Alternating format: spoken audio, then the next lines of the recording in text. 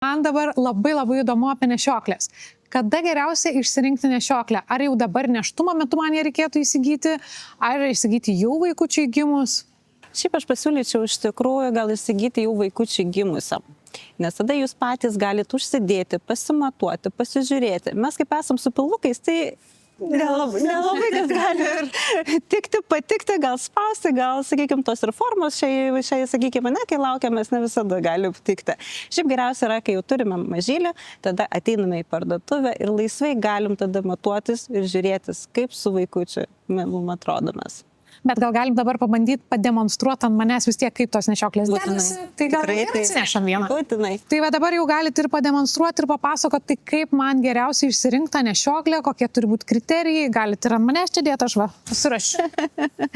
Taip, tai ką mes turim šiai dienai, iš tikrųjų, Baby Bjorno nešioklė, jų būna įvairiausių, būna ir su vientisa medžiagėlė ir kvėpuojančia medžiagėlė. Šiuo momentu mes turim su kvėpuojančia, nes tai yra vasara. Pabandysim tada su kvėpuojančia užsidėti. Taip, tada ką reikėtų iš tikrųjų atkreipti, gal pirmiausia tai, kad užsidėjimo paprastumą.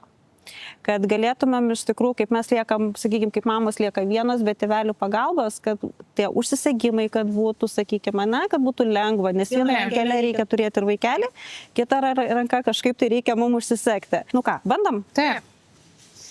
Man pirmas kartas tai labai įdomu. Bandom. Taip.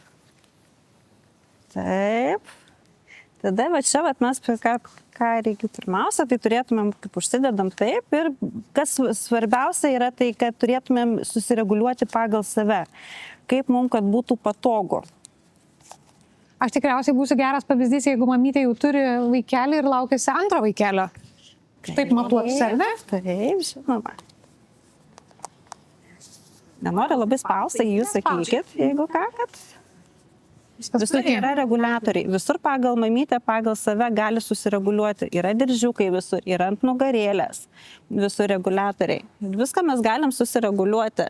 Vėlgi, sakykime, va, matom, visur yra tokios, kaip knopkės, ne knopkės, ta prasme tokie va, reguliatorius tas visas. Tai va, tai mes tada vieną pusę pasidarom, va taip užsidedam, kad mums vaikutis neiškristų, taip. Ir tada įsidedame vaikutį ir tada prilaikydami vieną rankutį vaikutį, kita ranka labai paprastai mes paprastai užsidedam. Viskas, mes vaikutį užsidėjome. Įsivaizduokit, kad čia yra kūdikis. Visur, aišku, reikia pirmiausia susireguliuoti pagal save, kaip vaikutis, kad sėdėtų, kad žiūrėti, kad eitų ant klubų, kad nespaustų, kad eitų taip. Va čia va, viskas, kad eitų, kad pagrindinai, kad jaustumė svorį ne ant pečių, sakykime, kad ant klubų jaustumėm. O kaip tada tą nešioklį įsirinkt, kad jinai būtų patogi ir man, ir mano vyrui? Ar šitą lygiai taip pat adaptuosis pagal vyrą? Taip, diržai yra ganėtinai ilgi, jie ganėtinai iš tikrųjų reguliuojasi ir laisvai nešioja tiek tėveliai, tiek mamytės. Tikrai tinka, problemų nebūna. Išsirinkau pirmąją nešioklę. Ar tai reiškia, kad vėliau vaikui augant man reikės ją pasikeisti, nes kūdikis paaugs, ar jinai yra pritaikoma prie bet kokio svorio kūdikio?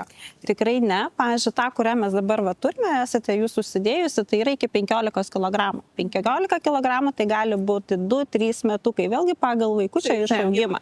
Jeigu yra kitas variantas, taip pat iš Baby Bjornos, kur eina iki 11 kg, tai aišku, jau ten gali būti ir metukai, ir mažiau. Bet jeigu mes tada jau taip, jeigu norėsime toliau ją naudotis, tada reikės keisti. Bet kai šiuo momentu mes turime šitą nešioklę, kurį eina iki 15 kg, tikrai keisti nebereikia. Okay. Šitą nešioklę taip pat galima ir į save, ir nuo savęs nešioti, kad vaikutis matytųsi pasaulį. Ar gali dar papasakot, kokios dažniausiai pasitaikančios klaidos renkantis nešioklės, kurių reikėtų tėveliams vengti? Gal sakyčiau tai, kol yra negimęs vaikutis, tai yra rengimasis ir matuojamasi, sakykime, na, ir būna tai, kad paskui, kai nusiperka ir vaikutis būna tokių variantų, kad vaikučiai būna nesėdijose. Tai vat ir būna ta tokia, tų tėvelių tokia klaida, Kitas klaida yra, sakykime, tai, kad dėl nusireguliavimuose, nes būna kartais, kai mamytės nenusireguliuoja, tada ir per pečius skauda, ir tada per klubus, tada vaikutis netaisyklingai sėdi. Tai tokios klaidelės pas mus kartais ir pasitaiko. Tai kaip suprantu, pagrindinis patarimas, renkantis nešioklę, geriausia atvykti į parduotuvę Babycity Toy City ir su konsultantu kartu pasimatuoti ir pasižiūrėti, kas jums yra geriausia. Tikrai taip, nes galimybės yra tikrai suteiktos ir kiekvieną, bet kurią jums patinka, čia jūs galite pasimatuoti, įsisodinti vaikutį. Ačiū Jums labai.